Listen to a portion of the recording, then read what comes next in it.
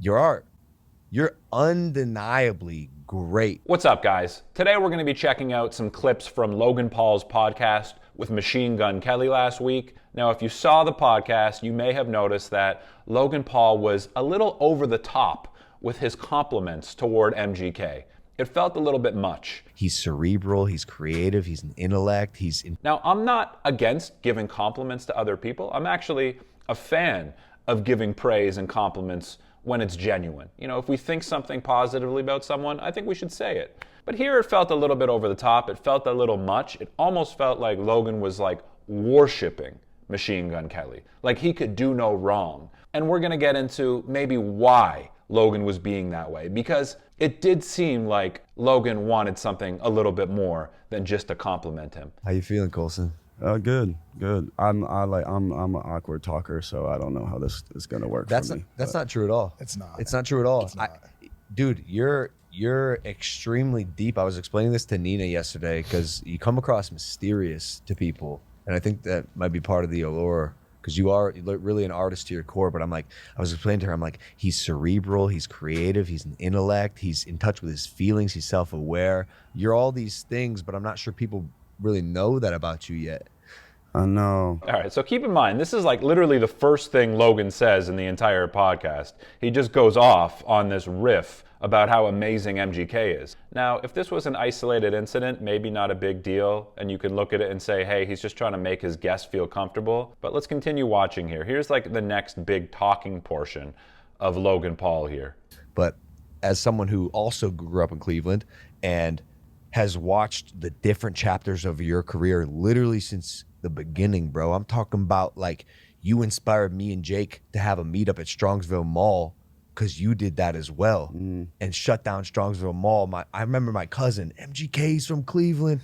I'm a wild boy. We were going crazy to your shit. And then you just keep getting more and more famous. And I remember one day at your Christmas concert, man, this had to be 4 or 5 years ago. You were rapping still. You hadn't made the rock star shift. And someone said, one of your boys was like, he's hyping you up. He's like, he's the greatest rock star of our generation. I'm watching you do these fucking dance moves, play guitar, throw the microphone 50 feet in the air, catch it behind your back. I'm like, yo, this motherfucker might be a rock star. Why? How is he? He's rapping, but I think he's a rock star.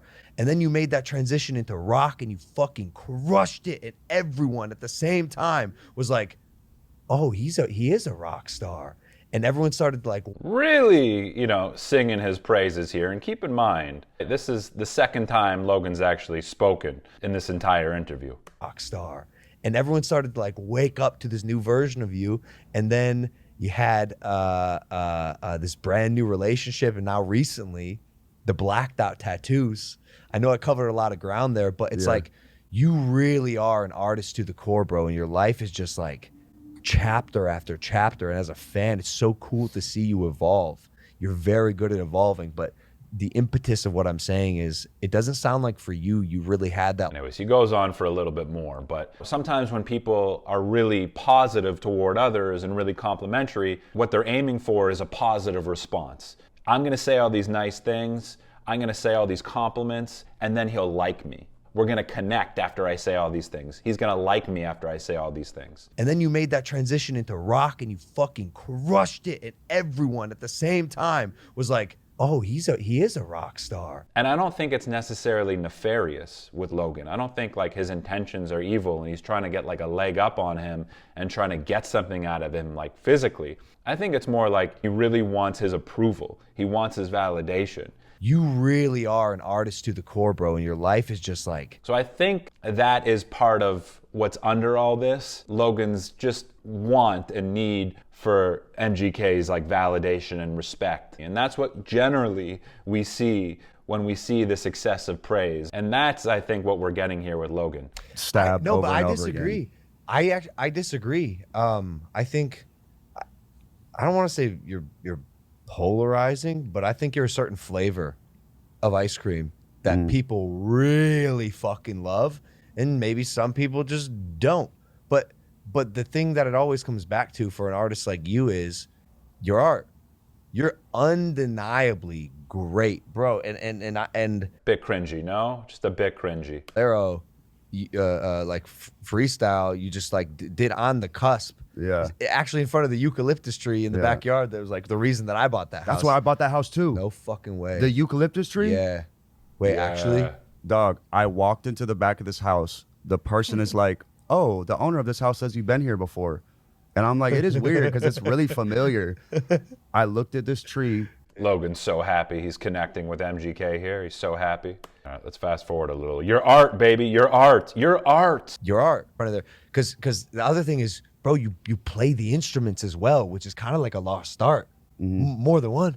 Like all of them. And your flow live or seeing it like no cuts or anything is just incredible. So while people, I don't know, I think, but people, right? He can do no wrong. That's sort of like the feeling here. Play the instruments as well, which is kind of like a lost art. Here's my other theory, aside from Logan wanting MGK's validation. I think Logan's searching for who he is still, and I think he looks at a guy like MGK who is quote unquote real, and he wants to kind of be that way. Like he kind of admires his realness. But I think you're a certain flavor of ice cream that people really fucking love, and maybe some people just don't. Because MGK does seem like the type of guy that he doesn't really give a shit what other people say.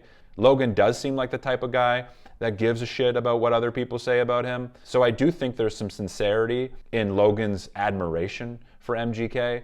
So I think it's a combination of him wanting his validation, but also like, I really like the fact that you're real and you're art and you know, you have all these different chapters and you just fucking do whatever you want and you're unfiltered. Because I think deep down, Logan kind of wants to be that way too. Ultimately, I still think he's trying to find himself. He's trying to find his voice. And he sees people who he feels are real and he really actually like admires that and looks up to it. And it's like, oh my God. So I think there's a little bit of that too. I got a question that I don't want to come off disrespectful, I want I just want to ask it the right way.